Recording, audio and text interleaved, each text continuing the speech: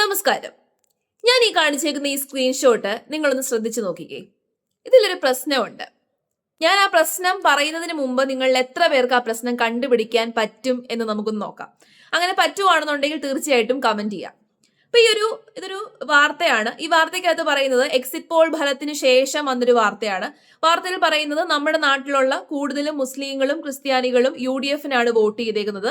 പിന്നെ ഹിന്ദു വോട്ടുകൾ സ്പ്ലിറ്റ് ആയിട്ടാണ് കൂടുതലും പോയേക്കുന്നത്. നായന്മാര് കൂടുതൽ വോട്ട് ചെയ്തേക്കുന്നത് BJP-ക്കും, ഈഴവര് കൂടുതൽ വോട്ട് ചെയ്തേക്കുന്നത് LDF-നും. ഇതാണ് ഈ വാർത്ത. നമ്മൾ ഒറ്റ നോട്ടത്തിൽ നോക്കുമ്പോൾ വലിയ രീതിയിൽ പ്രശ്നങ്ങളൊന്നും നമുക്ക് തോന്നത്തില്ല. പ്രത്യക്ഷത്തിൽ പ്രശ്നങ്ങളൊന്നും ഇല്ലെന്നുണ്ടെങ്കിലും അതിന്റെ ബാക്ക്ഗ്രൗണ്ടിൽ ഹിഡൻ ആയിട്ട് ഒരു വലിയ പ്രശ്നമുണ്ട്. ഇതിപ്പോ നമ്മുടെ നാട്ടിൽ ഫോളോ ചെയ്തു പോരുന്ന ഒരു ട്രെൻഡാണ്.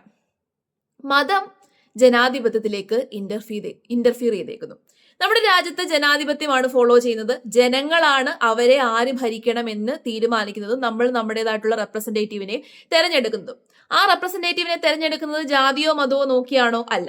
അല്ലെങ്കിൽ ജനങ്ങളുടെ ജാതിയോ മതമോ ഒന്നും വെച്ചല്ലാതെ ഒരു ഗ്രൂപ്പ് ഓഫ് ആൾക്കാർ, ആ ആൾക്കാരെ ഭരിക്കാൻ കേപ്പബിൾ ആയിട്ടുള്ള ഒരു വ്യക്തിയെ, അയാൾ എപ്പോഴും നമ്മൾ ജനങ്ങളുടെ എല്ലാ കാര്യങ്ങളും നോക്കുന്നവനായിരിക്കണം. അയാൾ ഒരു കാരണവശാലും മതം നോക്കി ഒരു പക്ഷത്ത് നിൽക്കുന്ന ആളായിരിക്കരുത്.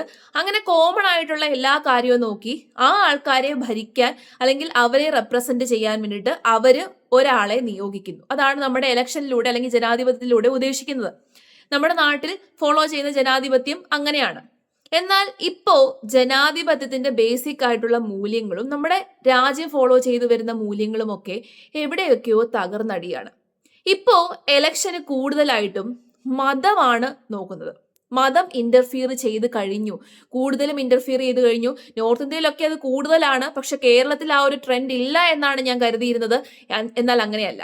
കേരളത്തിലും ഇപ്പൊ ആ ഒരു ട്രെൻഡ് വരുവാണ്. ഒരു ഇലക്ഷൻ വരുമ്പോഴേക്കും ജനപ്രതിനിധികൾ ആദ്യം ഓടുന്നത് ആരുടെ അടുത്തേക്കാണ്? ആ ഒരു വ്യക്തി നിൽക്കുന്ന നിയോജക മണ്ഡലത്തിലെ മതപുരോഹിതന്മാരുടെ അടുത്തേക്കാണ് ഓടുന്നത്. പിന്നെ അയാൾ അമ്പലത്തിലേക്കും പള്ളിയിലേക്കും പോകാനും അവിടുത്തെ പരിപാടികൾ പങ്കെടുക്കാനും അങ്ങ് വെമ്പൽ കൊണ്ട് നിൽക്കുമായിരിക്കും. എന്തിനാണ്? അതിന്റെ ആവശ്യം എന്താണുള്ളത്? അതായത് ജനങ്ങളെയാണ് നോക്കേണ്ടത്, പക്ഷെ ജനങ്ങൾക്ക് പകരം മതത്തിനെയാണ് നോക്കുന്നത്. ഒരു നാട്ടിലുള്ള ഏറ്റവും കൂടുതൽ അല്ലെങ്കിൽ ആ നിയോജക മണ്ഡലത്തിൽ ഏറ്റവും കൂടുതലുള്ള ആൾ ആരാണോ, ഏറ്റവും കൂടുതലുള്ള സമുദായം ഏതാണോ, ഏറ്റവും കൂടുതലുള്ള മതവിഭാഗം ഏതാണോ, ആ മതവിഭാഗത്തെ പ്രീതിപ്പെടുത്താനും ആ മതവിഭാഗത്തിന്റെ അടുത്തേക്കായിരിക്കും ഇവർ ഓടിച്ചെല്ലുന്നത്. അത് ശരിക്കും നമ്മുടെ നാടിന്റെ ബേസിക് ആയിട്ടുള്ള പ്രിൻസിപ്പിൾ നശിപ്പിക്കില്ലേ? സെക്യുലറിസമാണ് നമ്മൾ ഫോളോ ചെയ്തു വരുന്നത്. നമ്മൾ ആരുടെയും മതത്തിലോ വിശ്വാസത്തിലോ ഇടപെടത്തില്ല. പക്ഷെ ഡെമോക്രസിയിൽ ഒരു കാരണവശാലും മതം ഇന്റർഫിയർ ചെയ്യാനും പാടില്ല. നമ്മുടെ രാജ്യത്തിന്റെ ബേസിക് ആയിട്ടുള്ള കാര്യങ്ങളിൽ ഒരിക്കലും മതം ഇന്റർഫിയർ ചെയ്യാൻ പാടില്ല.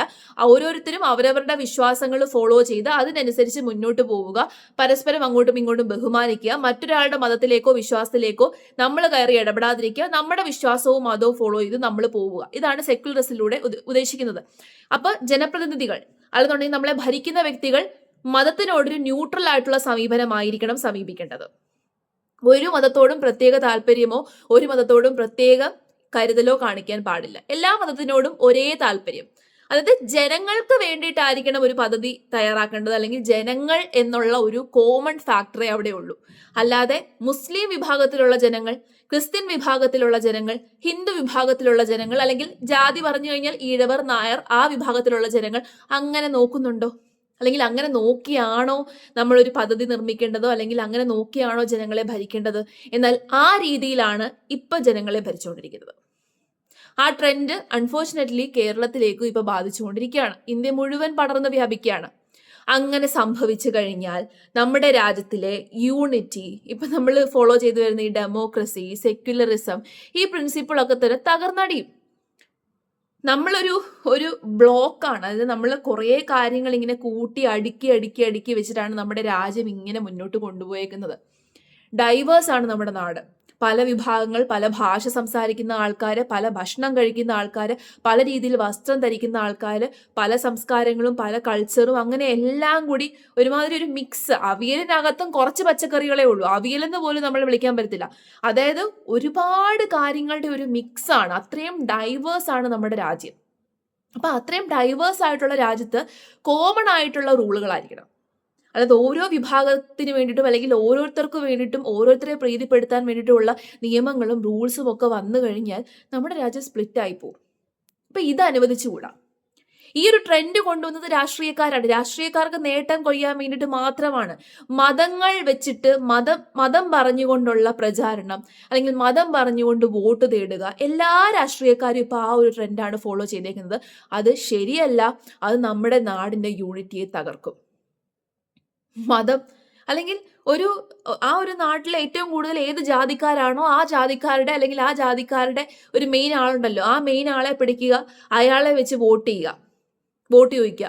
അല്ലെന്നുണ്ടെങ്കിൽ ഇപ്പൊ ഒരു പർട്ടിക്കുലർ ഏരിയയിൽ ഹിന്ദുക്കളാണ് കൂടുതലെങ്കിൽ ആ ഹിന്ദുക്കളെ മുഴുവനായിട്ട് പിടിക്കുക, കോമൺ ആയിട്ട് പിടിക്കുക. എന്നിട്ട് അവർക്ക് ഒരു പർട്ടിക്കുലർ വ്യക്തിക്ക് താല്പര്യം ഉണ്ടായിരിക്കും, അയാൾക്ക് തന്നെ വോട്ട് ചെയ്യണമെന്ന് എല്ലാവരോടും പറയുക. അല്ലെന്നുണ്ടെങ്കിൽ ഒരു നാട്ടിൽ മുസ്ലിങ്ങളാണ് കൂടുതലെങ്കിൽ ആ മുസ്ലിങ്ങളെ എല്ലാവരെയും കൂടി ഒന്നിച്ചാക്കുക. എന്നിട്ട് അവരോട് പറയുക ഇന്നയാൾക്ക് വോട്ട് ചെയ്യണം, എന്നിട്ട് അയാൾക്ക് വോട്ട് ചെയ്യുക. ക്രിസ്ത്യാനികളും എല്ലാം സെയിം. അങ്ങനെ ചെയ്യുന്നതിലൂടെ എന്തർത്ഥമാണുള്ളത്? ഓരോ വ്യക്തിയും ഇൻഡിവിജ്വൽ ആയിട്ട് കൺസിഡർ ചെയ്യുക. ഇപ്പൊ ഞാൻ എന്ന് പറയുന്ന വ്യക്തി, ഞാനൊരു ഇൻഡിവിജ്വൽ ആണ്, ഞാൻ കൺസിഡർ ചെയ്യുന്നു ആ ജനപ്രതിനിധി എനിക്ക് പറ്റിയ ജനപ്രതിനിധിയാണോ, എനിക്ക് റെപ്രസെന്റേറ്റീവ് ആക്കാൻ പറ്റുന്ന ജനപ്രതിനിധിയാണോ, അയാളുടെ മതമോ ജാതിയോ ഒന്നും ഞാൻ നോക്കുന്നില്ല. അങ്ങനെ നോക്കിയും കണ്ടു വേണം നമ്മൾ വോട്ട് ചെയ്യാൻ വേണ്ടിയിട്ട്. വെസ്റ്റ് ബംഗാളിൽ നടന്ന സംഭവമൊക്കെ നിങ്ങൾ അറിഞ്ഞു കാണുമല്ലോ. ഇലക്ഷൻ കഴിഞ്ഞപ്പോഴേക്കും സ്ട്രോങ് റൂം തുറക്കുന്നു, അതിനകത്ത് ബാലറ്റ് പേപ്പർ പൊട്ടിക്കുന്നു, ബാലറ്റ് പെട്ടി പൊട്ടിക്കുന്നു. എന്തൊക്കെ സംഭവമാണ് നടക്കുന്നത്? നമ്മൾ ഒരു ദിവസം പോയി വോട്ട് ചെയ്തിട്ട് തിരിച്ചു പോന്നാ പോരാ, അല്ലെങ്കിൽ ഇലക്ഷന്റെ ദിവസം മാത്രം ഉണ്ടായാൽ പോരാ രാജ്യം എന്നുള്ള ആ ഒരു ഇത് നമ്മുടെ ഉള്ളില്. അല്ലെങ്കിൽ നമ്മൾക്ക് റൈറ്റ് ഉണ്ട്, നമുക്ക് വോട്ട് എന്ന് പറയുന്ന ഇതുണ്ട്, അതാണ് ഏറ്റവും അൾട്ടിമേറ്റ് ആയിട്ടുള്ള പവർ എന്നുള്ള ചിന്ത ഇലക്ഷൻ ദിവസം മാത്രം ഉണ്ടായാൽ പോരാ, ത്രൂ ഔട്ട് ഉണ്ടായിരിക്കണം. നമ്മളാണ് റെപ്രസെന്റേറ്റീവിനെ സെലക്ട് ചെയ്യുന്നത്. അത് ജാതി നോക്കിയോ മതം നോക്കിയോ വർഗം നോക്കിയോ വർണ്ണം നോക്കിയോ ആകരുത്. Common interest. ഒരു നിയോജക മണ്ഡലത്തിലുള്ള ആൾക്കാർക്കെല്ലാം കോമൺ ഇൻട്രസ്റ്റ് ആയിരിക്കണം.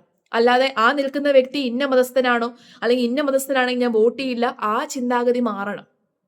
ഈ മതം നോക്കിയുള്ള ഈ ഇലക്ഷൻ പ്രചാരണം കൂടിക്കഴിഞ്ഞാലുള്ള ഒരു മെയിൻ വിഷയം എന്താണ് ഉണ്ടാകാൻ പോകുന്നതെന്ന് അറിയാമോ? നാളെ ഒരു പർട്ടിക്കുലർ മതവിഭാഗത്തിന് പ്രീതിപ്പെടുന്ന രീതിയിലുള്ള നിയമങ്ങൾ മാത്രം വരും. മറ്റ് മതവിഭാഗക്കാർ ഇങ്ങനെ വായി നോക്കി നിൽക്കേണ്ടി വരും. ആ രീതിയിലായി കഴിഞ്ഞാൽ എങ്ങനെയാണ് നാട് നന്നാവുന്നത്? എല്ലാവരെയും സാറ്റിസ്ഫൈ ചെയ്യാൻ വേണ്ടി നമുക്ക് പറ്റത്തില്ല. പക്ഷേ നമ്മളൊരു കോമൺ ആയിട്ട് ജനങ്ങൾ എന്ന ചിന്തയിലൂടെ മുന്നോട്ട് പോവുകയാണ് എന്നുണ്ടെങ്കിൽ വിഷയമൊന്നുമില്ല.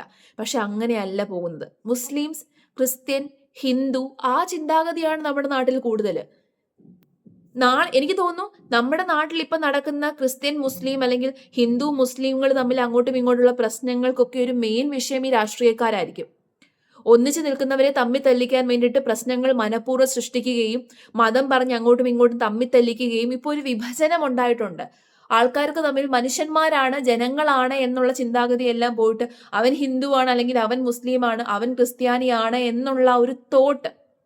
ഒരാളോട് സംസാരിക്കുന്നതിന് മുമ്പ് അവനും ഞാനും ഒരു സഹജീവിയാണ് അല്ലെങ്കിൽ ഒരു മനുഷ്യനാണ് എന്ന് ചിന്തിക്കുന്നതിനെക്കാട്ടി മുമ്പ് അവൻ മുസ്ലിമാണ് അല്ലെങ്കിൽ ഞാൻ ഹിന്ദുവാണ് എന്ന് ചിന്തിക്കുന്ന രീതിയിലേക്ക് ആൾക്കാരുടെ തോട്ട് പ്രോസസ്സ് ഇപ്പോൾ മാറിയിട്ടുണ്ട്. അതിന് കാരണം ഈ ഒരു ട്രെൻഡാണ്. അപ്പൊ ഈ ട്രെൻഡിനെ നമ്മൾ വളരാൻ അനുവദിച്ചുകൂടാ. നമുക്ക് ചിലപ്പോൾ തോന്നുമായിരിക്കും ഇത് നല്ലതാണ് എന്ന്, പക്ഷെ ഇത് നല്ലതല്ല, ആർക്കും നല്ലതല്ല. ഒരു വിഭാഗത്തിനും നല്ലതല്ല. ഹിന്ദുക്കൾക്കും നല്ലതല്ല, മുസ്ലിംസിനും നല്ലതല്ല, ക്രിസ്ത്യൻസിനും നല്ലതല്ല. ഇനി ജാതി തിരിച്ചു നോക്കിക്കഴിഞ്ഞാൽ ഒരു ജാതിക്കും ഒരു മതസ്ഥനും നല്ല രീതിയിലുള്ളൊരു ട്രെൻഡ് അല്ല ഇത്. ഇപ്പൊ നോക്കുമ്പോൾ നല്ലതായിട്ട് തോന്നുമായിരിക്കാം, പക്ഷെ ഇതിങ്ങനെ ഗ്രാജുവലി ഇങ്ങനെ വളർന്നു പോയി കഴിഞ്ഞാൽ നമ്മുടെ നാടിന്റെ സമാധാനവും സന്തോഷവും എല്ലാം ഇല്ലാതെയാകും. പല രാജ്യങ്ങളിൽ നടക്കുന്ന പ്രശ്നങ്ങൾ നിങ്ങൾ കണ്ടിട്ടുണ്ടല്ലോ. ആ രാജ്യങ്ങളിൽ നടക്കുന്ന പ്രശ്നങ്ങൾക്കൊക്കെ ഇതാണ് മെയിൻ കാരണം, ഈ മതാടിസ്ഥാനത്തിലുള്ള വേർതിരിവ്. അപ്പൊ അതുണ്ടാവാതിരിക്കുക. ആ ട്രെൻഡ് നമ്മളായിട്ട് തന്നെ ഇല്ലാതെയാക്കുക.